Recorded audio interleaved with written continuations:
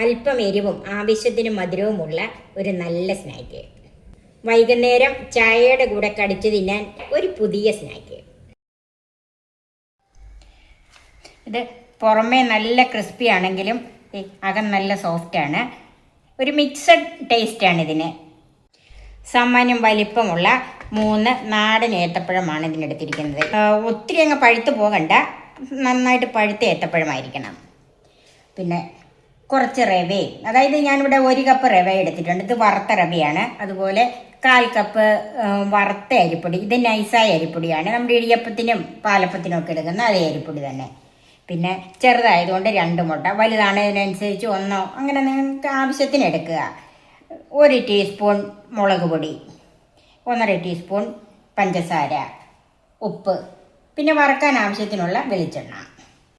ഇനി ഏത്തപ്പഴം ഒന്ന് മുറിച്ചെടുക്കാം. ഇതിൻ്റെ 2 സൈഡും ഒന്ന് മുറിച്ച് മാറ്റിയിട്ട് ഇത് പകുതിയാക്കണം ഇതുപോലെ. എന്നിട്ട് ഇത് വീണ്ടും ഇതുപോലെ മുറിച്ച് 4 എടുക്കണം. മുറിക്കാനുള്ള സൗകര്യത്തിനാണ് ഇതിൻ്റെ തൊലി കളയാത്തത്. എന്നിട്ട് ഇതിൻ്റെ തൊലി മാറ്റാം.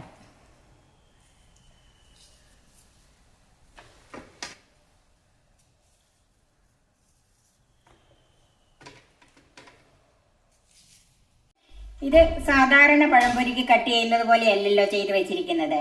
കാരണം എന്താണെന്ന് വെച്ചെന്നാൽ ഇത് സാധാരണ പഴംപൊരിയല്ല. ഇത് നമുക്ക് മുട്ടയൊന്ന് പൊട്ടിച്ചൊരു പാത്രത്തിലേക്ക് ഒഴിക്കാം.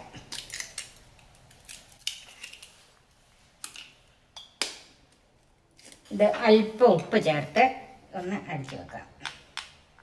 ഒരു നുള്ളു ഉപ്പിട്ടാൽ മതി.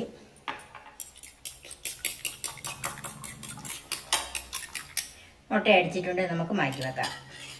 നമുക്ക് ഈ പൊടികളെല്ലാം കൂടെ ഒന്ന് മിക്സ് ചെയ്യാം. റവ, അരിപ്പൊടി, പഞ്ചസാര, മുളക് പൊടി. ഇതിനകത്ത് അല്പം ഉപ്പ് ചേർക്കണം. എല്ലാം കൂടെ നന്നായിട്ടൊന്ന് മിക്സ് ചെയ്യാം. ഇത് ബാറ്റർ ആക്കുന്നില്ല, ഇത് ഡ്രൈ ആയിട്ട് തന്നെ വെക്കുവാണ്. അപ്പം ഇതെല്ലാം കൂടെ നന്നായിട്ട് മിക്സ് ചെയ്തിട്ടുണ്ട്. ഇത് ഒരു പരന്ന പ്ലേറ്റിലേക്ക് കുറേശ്ശെ നമുക്ക് ഇട്ട് കൊടുക്കാം.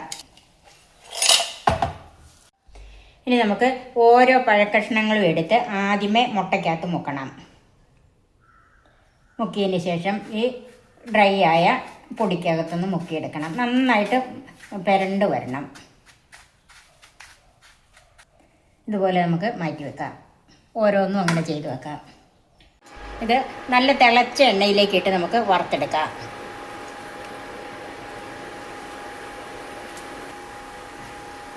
ഉടനെ ഇതേപോലെ തവിയോണ്ടൊന്നും ഇളക്കരുത്. ഞാൻ എണ്ണ നല്ലോണം തിളച്ച് കഴിഞ്ഞിട്ട് തീ ഒന്ന് കുറച്ച് വെച്ചിട്ടുണ്ട്. നമുക്ക് ഇതൊന്ന് തിരിച്ച് ഇട്ട് കൊടുക്കാം. ഇങ്ങനെ തിരിച്ച് മറിച്ച് വിട്ട് ഇത് നന്നായിട്ട് നോക്കിച്ചെടുക്കാം.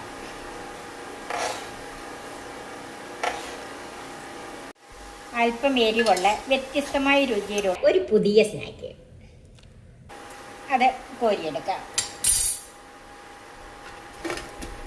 ബാക്കി നമുക്ക് ഇതുപോലെ ഉണ്ടാക്കിയെടുക്കാം. നല്ല ക്രിസ്പിയായ ഒരു ഏത്തപ്പഴം സ്നാക്ക്. ഇത് ഉണ്ടാക്കാൻ വളരെ എളുപ്പമാണ്. ഇത് അല്പം എരിവുള്ളതുകൊണ്ട് മധുരമുള്ള ചായയുടെ കൂടെ കഴിക്കാനായിട്ട് വളരെ നല്ലതാണ്. ഇത് ഒത്തിരി എരിവൊന്നുമില്ല, അതുകൊണ്ട് കുട്ടികൾക്കും ഇഷ്ടപ്പെടും. ഇത് പുറമേ നല്ല ക്രിസ്പി ആണെങ്കിലും അകം നല്ല സോഫ്റ്റാണ്.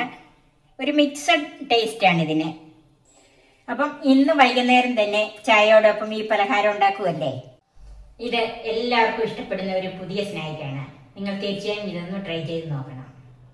എൻ്റെ ഈ ചാനൽ സബ്സ്ക്രൈബ് ചെയ്യാനും എൻ്റെ ഫേസ്ബുക്ക് പേജ് ലൈക്ക് ചെയ്യാനും ഷെയർ ചെയ്യാനും കമൻറ്റ്സ് അറിയിക്കാനും മറക്കരുത്. പുതിയ പുതിയ വിഭവങ്ങളുമായി നമുക്ക് വീണ്ടും കാണാം. ഞാൻ സോഫി കുര്യാക്കോസ്.